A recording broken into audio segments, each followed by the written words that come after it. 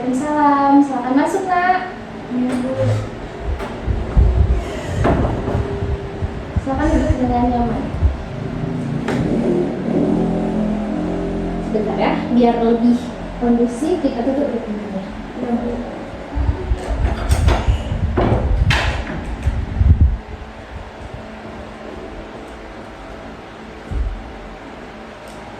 Baik, terima kasih ya sudah hadir ke ruang BK dan memenuhi panggilan Ibu. Gimana kabarnya? Baik, Bu. Sehat? Alhamdulillah sehat, Bu. Tadi pelajaran apa? Matematika. Matematika. Suka pelajaran matematika? Kurang suka sih, Bu. Kurang suka? Kenapa? Nggak suka angka, Bu. Oh, nggak suka angka. Banyak yang nggak suka matematika ya. Tapi gurunya aman kan? Aman, Bu. Alhamdulillah. Jadi, sebelum Ibu menjelaskan kenapa Ibu memanggil Julia ke sini, sebenarnya Ibu ingin menjelaskan dulu bahwa dalam ruang BK ini kita menganut prinsip kerahasiaan. Nah, jadi apapun yang nantinya Ibu tanyakan ke Juliana, Ibu berharap dia bisa menyampaikannya secara terbuka. Karena di sini semuanya itu akan Ibu rahasiakan. Jadi Juliana nggak perlu takut nanti, takut Ibu akan menyebarkan keluar, itu tidak akan terjadi.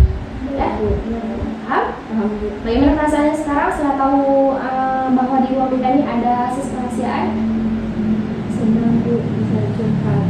Oh iya, jadi ruang BK ini memang tempat curhatnya siswa-siswa Ibu semua. Jadi kalau misalnya nanti ke depannya pengen curhat tapi bingung nih mau kemana, bingung, takutnya kalau sama teman takutnya diceritain ke orang lain gitu. Nah, bisa nih dia nanti ke ruang BK ya. Iya, Bu. Kemudian di BK juga Ibu mau Julia terbuka sama Ibu, cerita apa aja gitu. Iya, Bu. Dan di sini Julia merasa terpaksa ke ruang BK? Tidak, Bu. Tidak. Jadi sukarela ya. Iya, Bu. Nah, jadi langsung saja karena Julia juga sudah paham dan Ibu berharap Julia terbuka. Di sini Ibu mau cerita nih ke Juliana bahwa Ibu mendapatkan laporan dari beberapa guru mata pelajaran kalau misalnya di kelas itu Julia ini ya, kalau misalnya gurunya suruh takut, nggak berani, diam gitu ya. Boleh Ibu tahu kenapa? Saya minder, Bu. Oh iya, minder. Kenapa? Boleh diceritakan nggak ke Ibu? Sepertinya saya merasa berbeda dari kawan-kawan saya, Bu. Oh, Julia merasa berbeda dari kawan-kawannya. Terus? Takut nanti kawan-kawan ngatain saya, Bu. Padahal enggak, Bu.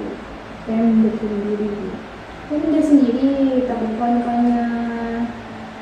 Kalau misalnya takut kalau Juliana berbicara maju ke depan pas presentasi diketawain gitu. Ya, takut salah, Bu. Tapi ketika di nyatanya pernah nggak Juliana pas maju ke depan terus teman-teman ngetawain nggak? Nggak pernah, Bu. Nggak ngetawain. Nah, di situ kan bisa dilihat tuh kalau misalnya sebenarnya kawan-kawan nggak ngetawain gitu. Mungkin kawan-kawan bahkan nge-support gitu. Tapi itu dari diri Juliana sendiri ya. Bu. Karena saya memang suka insecure, Bu, sama diri saya sendiri, Bu. Ada Ibu tahu Juliana apa yang membuat Juliana insecure? Banyak hal, Bu, terutama di fisik, Bu. Oh iya, apa boleh Ibu tahu apa yang dari fisik Juliana membuat Juliana merasa insecure gitu? Saya, Bu, saya melihat kawan saya, mereka cantik-cantik, putih-putih, sedangkan saya hitam. Oh itu yang membuat Juliana berpikir seperti itu. Sebelum kita cari solusinya ini, Ibu mau Juliana tahu dulu bahwa Juliana tuh cantik ya. Masalah warna kulit itu kita hidup di dunia di negara tropis, dimana memang rata-rata kulit kita itu selalu batang. Jadi itu bukan kekurangan Juliana, ya itu memang normalnya gitu. Standarnya kita itu memang berbeda-beda kulitnya. Dan Juliana cantik dengan kulit Juliana itu sendiri. Tapi, Bu, standar kecantikan Indonesia harus putih, Bu. Kalau hitam nggak cantik. Cantik. Pernah nggak lihat di TikTok yang kulitnya tan malah hitam, tapi dia cantik? Pernah? Nah, itu buktinya bahwa cantik itu nggak harus putih. Juliana tuh udah cantik kok dengan kulit Juliana sendiri. Jadi di sini Juliana perlu mengubah cara berpikir. Dimana yang sebelumnya Juliana berpikir apa? Merasa insecure ya, karena kulit. Jadi merasa insecure karena fisik. Berubah. Juliana harus ubah pola pikir itu ke aku cantik dengan versi aku sendiri gitu. Nah, bisa? Bisa. Gimana coba tadi? Apa yang dibilang? Harus menghargai diri sendiri Bu. Ya, jadi ibu mau setiap pikiran itu muncul, misalkan ketika mungkin ada guru yang mau presentasi atau dimanapun, saya pikiran tadi muncul, pikiran saya jelek, saya nggak berani, saya jelek, saya banyak kurangnya, gitu kan? Ubah pikiran itu dengan apa tadi? Dengan tidak merendahkan diri sendiri. Iya, pintar sekali ini anak ibu. Dan tidak merendahkan diri sendiri. Ubah setiap kalimat, misalkan nih mau kayak tadi ibu bilang, mau presentasi ke depan, tapi duluan merasa insecure kayak aku banyak kurangnya, aku nggak berani, aku insecure ini itu gitu kan. Banyak kan pikiran-pikiran negatif tuh yang muncul kan. Ubah pikiran itu. Jadi saya bisa, saya tidak sejelek itu, saya cantik, saya hebat gitu. Ibu mau Juliana mengubah pola pikir itu, bisa? Terus ada lagi hal lain mungkin yang membuat Juliana insecure, itu satu. Ibu mau kita tulis ya. Itu jadi PR untuk Juliana ke depan. Apa tadi? Yang pertama? Insecure. Mengubah pola pikir.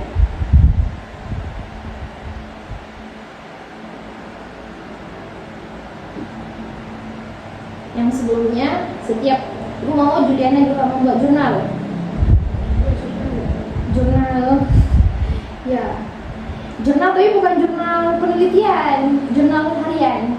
Misalkan nih setiap pikiran tadi muncul, ibu mau jurnal tulis pikiran itu. Misalkan saya takut gitu, saya takut salah, gitu kan? Karena ini merasa insecure, saya takut salah. Tulis saya takut salah gitu. Terus gimana cara ubah pikiran ini tadi? Gimana cara kalau misalnya muncul nih perasaan saya takut salah gitu, kalimat yang apa yang bisa Juliana ubah ke kalimat positif? Saya pasti bisa. Iya, pintar sekali, saya pasti bisa. Kemudian kalau misalnya muncul kalimat saya tidak cantik nih, saya insecure, kulit saya hitam, apa coba kalimat positifnya untuk diri sendiri?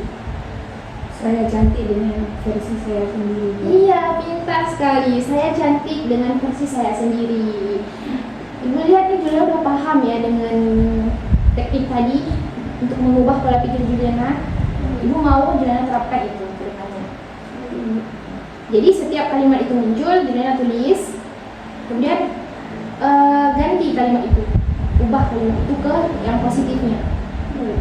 Itu untuk melatih diri Juliana untuk mengubah pola pikirnya. Ibu mau ke depannya nggak ada lagi pikiran-pikiran negatif tentang diri sendiri. Ya. Kemudian apa lagi yang membuat Juliana merasa insecure? Kurang duit. Oh itu, jadi Juliana melihat teman-teman Juliana kurang duit nggak tuh?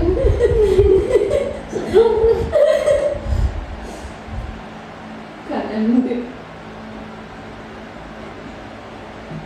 Kalau duit, hutang yang kurang duit lah, efek ada kurang duit. Ada kan duitnya pula-pula. Lah Kurang sih. Kayaknya itu aja Bu nanti. Per menit dulu ya. 10 minit waktu yuk mau menit sampai Yan ada kira-kira kita nak ya. kurang duit. Cinta apa ada yang boleh? Oh oke. Oke, Ibu rasa Juliana sudah paham ya tentang yang tadi. Nah, Ibu juga ingin menanyakan lagi nih ke Juliana. Apa lagi? Ada lagi yang membuat Juliana merasa insecure? Ada Bu. Apa? Boleh beritahu? Kurang pintar juga Bu. Kalau pinter, itu pikiran Juliana. Juliana rasa begitu. Saya rasa kalau saya lebih bisa, saya nggak bisa. Seperti itu. Pernah nggak ubah pikiran itu sebelumnya? Nggak pernah. Juliana udah berusaha untuk belajar, Udah. tapi Juliana ngerasa kalau Juliana nggak sepintar teman-teman. Coba lagi pola pikir itu. Saya bisa. Nah tadi coba setiap kalimat itu muncul apa yang bisa Juliana ubah? Saya pasti bisa. Saya pasti bisa dengan usaha saya sendiri. Jadi setiap kalimat saya nggak sepintar teman-teman. Coba berusaha untuk belajar, usaha agar bisa sama dengan teman-teman yang Juliana rasa tadi mereka lebih pintar gitu.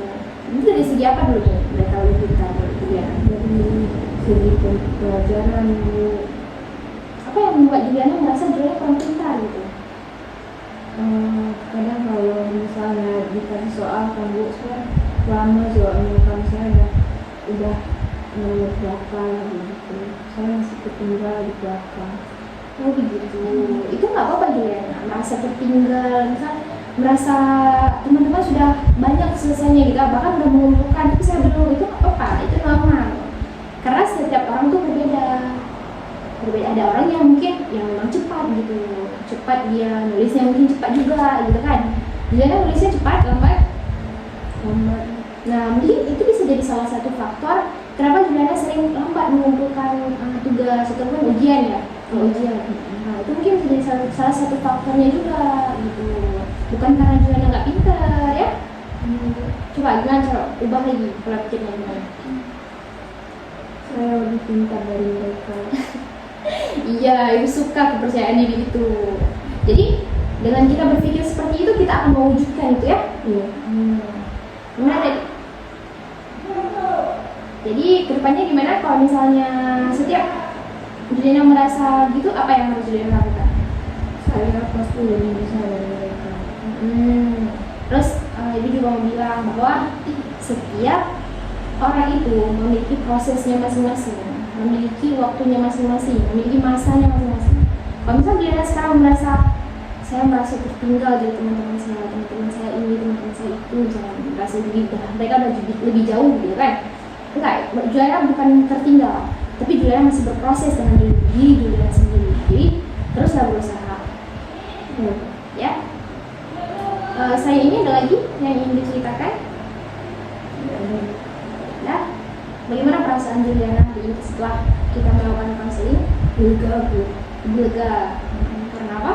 Karena unek-unek yang saya sudah saya keluarkan. Alhamdulillah ya, udah lega sekarang ya. Sudah mengeluarkan unek-uneknya tadi ya. Ya udah. Baik, karena ibu rasa Juliana juga sudah paham dan Juliana juga sudah merasakan bisa lega tadi ya, udah punya solusi untuk masalah Juliana. Nah, ibu mau Juliana membuat kesimpulan apa yang dapat disimpulkan dari percakapan kita sudah dari pertama sampai sekarang, apa yang dapat Juliana simpulkan? Menurut kesimpulan saya, jangan pernah merendahkan diri sendiri, Bu. Kita pasti lebih bisa daripada orang lain. Iya, pintar sekali, hebat sekali Juliana ya. Ibu mau kedepannya Juliana benar-benar berubah dan benar-benar seperti yang Juliana katakan tadi, jangan pernah merendahkan diri sendiri, karena diri sendiri itu bisa lebih unggul gitu. Kita nggak tahu nih, kadang kita masih belum terlalu menggali diri kita sendiri. Coba terus gali, dapatkan apa yang unggul dari diri Juliana. Ya, mungkin itu saja. Ibu harap tadi ada apa aja tadi tugas Juliana mengubah pola pikir dalam membuat journaling ya. Membuat journaling satu. Terus apa lagi? Mengubah pola pikir yang negatif jadi positif. Ya. Dah, mungkin itu saja ya, 2 dulu ini. Ibu, setelah sesi ini kita akan melakukan sesi konseling 1 minggu ke depan. Nah, di situ selama 1 minggu ini ibu akan melihat perubahan dari Juliana. Ibu menyaksikan perubahan dari Juliana.